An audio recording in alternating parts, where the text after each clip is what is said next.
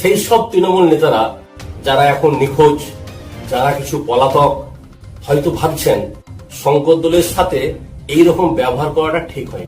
Ghatal Trinamool block party অফিসে টুংটুং করে বাতিটুকু জ্বলছিল তৃণমূলে, সেই বাতিটুকু ফুঁক দিয়ে নিভিয়ে দিলেন।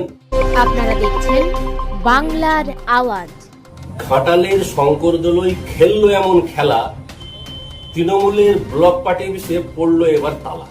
তাহলে কি ঘাটালের শঙ্কর দলই এবার রাজনৈতিক ময়দানে নামতে চলেছে? জল্পনা এখন ঘাটালে তুং। ঘাটালের ব্লক পার্টি অফিসে তালা দেওয়ার কথা বিজেপি, কিন্তু তৃণমূলের ব্লক পার্টি অফিসে তালা দিল তৃণমূলেরই একজন। এখন এবার ঘাটালের শঙ্কর দলের আগামী রাজনৈতিক পদক্ষেপ কি হতে পারে, এই নিয়ে কিন্তু সকলে ভাবছে।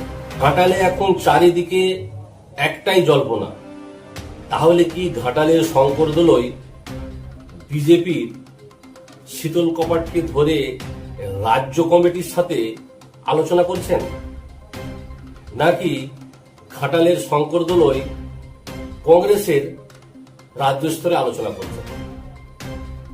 আরেকটা কথা বলতেই হয় দর্শক বন্ধুদের, ভোটের মাস দুয়েক আগে শুভেন্দু অধিকারী মহাশয় বলেছিলেন ভোটের পর তৃণমূলের নাম মুছে যাবে, তৃণমূলের পতাকা ধরার কেউ থাকবে না বাংলা।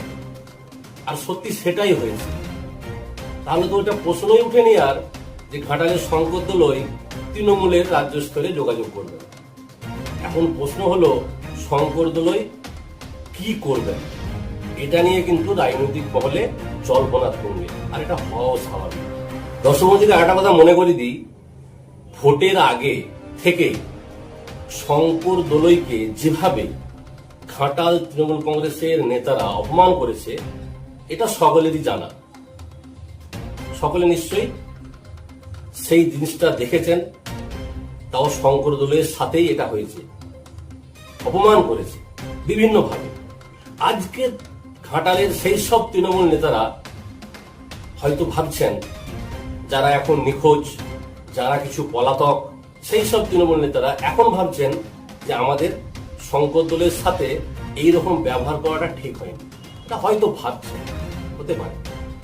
ঘাটালের সকল মানুষ জানেন ঘাটালের শঙ্কর দলই 10 বছর বিধায়ক থাকায় ঘাটালে কি কি উন্নয়ন হয়েছে, এটা বাংলার আওয়াজে একবার আমি দেখিয়েছিলাম বলে তৃণমূলেরই লোকেরা অনেক রকম মন্তব্য করেছিলেন, অনেক রকম কথা বলেছিলেন, অথচ কথাটা সত্য। সে বিজেপি হোক, সিপিএম হোক আর তৃণমূল হোক, সকলেই কিন্তু শঙ্কর দলের 10 বছরের বিধায়ক থাকায় যে ঘাটালের যে উন্নয়ন, সেটা সকলেরই জানা।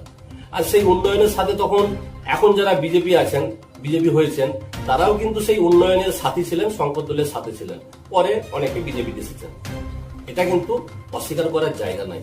শঙ্কর দলের হাত ধরে ঘাটাল অনেক উন্নতি হয়েছে, ঘাটালে অনেক উন্নয়ন হয়েছে ঘাটালে, এটা অস্বীকার করার কোন জায়গা নাই। তাহলে সেই শঙ্কর দলই এখন কি করবে,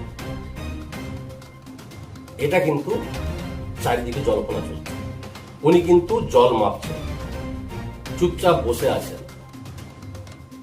তা তুখোড় রাজনীতিকবিদ যখন চুপচাপ বসে থাকে, সেটা হচ্ছে ভয়ঙ্কর।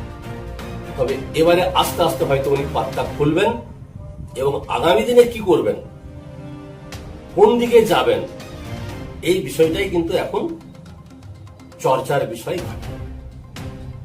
যাই হোক নাই হোক, ঘাটাল তৃণমূল ব্লক পার্টি অফিসে টুংটুং করে বাতিটুকু জ্বলছিল তৃণমূলে, সেই বাতিটুকু ফুঁক দিয়ে নিভিয়ে দিলেন ঘাটালের সেই শঙ্কর। আমি রকিবুল সালাম, আপনারা দেখছেন বাংলা আওয়াজ। সত্যটা বলি, মানুষের সামনে সত্যটাই পরিবেশন করি। ধন্যবাদ।